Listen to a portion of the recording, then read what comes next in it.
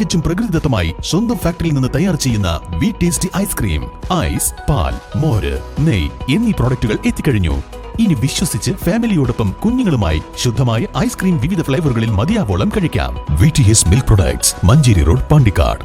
റബ്ബറിന്റെ താങ്ങുവില 250 രൂപയാക്കി വർദ്ധിപ്പിക്കണമെന്നും കഴിഞ്ഞ വർഷത്തെ കുടിശ്ശിക ഉടൻ അനുവദിക്കണമെന്നും കിഴാറ്റൂർ നല്ലൂർ റബ്ബർ ഉൽപാദക സംഘം വാർഷിക ജനറൽ ബോഡി യോഗം സർക്കാരിനോട് ആവശ്യപ്പെട്ടു. Rubber board deputy RPC Vatsala Mathukkal യോഗം ഉദ്ഘാടനം ചെയ്തു. റബ്ബറിന്റെ താങ്ങുവില 250 രൂപയാക്കി വർദ്ധിപ്പിക്കണമെന്നും കഴിഞ്ഞ വർഷത്തെ കുടിശ്ശിക ഉടൻ അനുവദിക്കണമെന്നും കീഴാറ്റൂർ നെല്ലൂർ റബ്ബർ ഉൽപാദക സംഘം വാർഷിക ജനറൽ ബോഡി യോഗം സർക്കാരിനോട് ആവശ്യപ്പെട്ടു. Rubber board deputy RPC Vatsala Mathukkal യോഗം ഉദ്ഘാടനം ചെയ്തു. പിന്നെ നമ്മള് ഇതിനൊന്നും ഇപ്പൊ സ്റ്റൈപ്പൻഡോ കാര്യങ്ങളോ ഒന്നും ഇല്ല ടാപ്പിംഗ് ക്ലാസ്സുകൾക്കൊന്നും.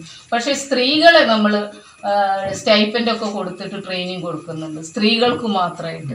കാരണം നമ്മൾ എത്രയോ ടാപ്പിംഗ് ക്ലാസ്സുകൾ സ്റ്റൈപ്പൻഡ് ഒക്കെ കൊടുത്ത് പഠിപ്പിച്ചിട്ടുണ്ടെങ്കിലും ഇത് ടാപ്പിംഗ് മേഖലയിലേക്ക് വരുന്നത് വളരെ ചുരുക്കമാണ്.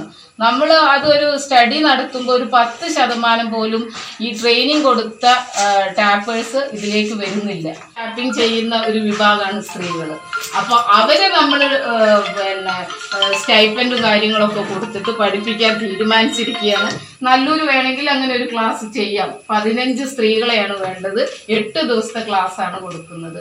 അപ്പം അവർക്ക് സ്റ്റൈപ്പൻഡ് കൊടുക്കും, ഉച്ചഭക്ഷണം കൊടുക്കും, പഠിപ്പിക്കാൻ നമ്മൾ ഉപയോഗിക്കുന്ന മരത്തിന് പൈസ കൊടുക്കും.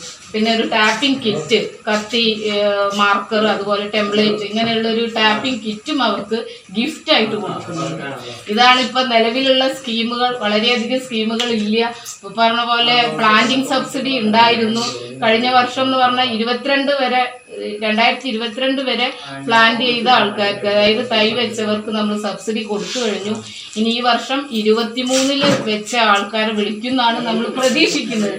എന്നുവെച്ചാൽ കേന്ദ്ര ഗവൺമെന്റ് നിലവിൽ വന്നതിന് ശേഷമേ ഫണ്ട് എന്തെങ്കിലും നമുക്ക് അലോട്ട് ചെയ്യുന്ന പറഞ്ഞിട്ടുള്ളത് നമ്മുടെ കേന്ദ്ര ഓഫീസിൽ നിന്ന്.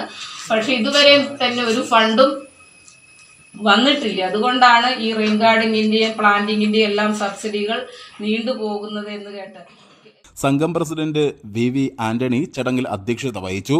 Thunchath Ezhuthachan company MD Joby Thomas, Cholakkal Basheer, Lamannil George Joseph, P Shobhana, Parappur Jayachandran, Unnikrishnan, Cheriyan Velanath എന്നിവർ പ്രസംഗിച്ചു. ഭാരവാഹികളായി VV ആന്റണി പ്രസിഡന്റായും ചെറിയാൻ വേലനാഥ് വൈസ് പ്രസിഡന്റായും തിരഞ്ഞെടുക്കപ്പെട്ടു.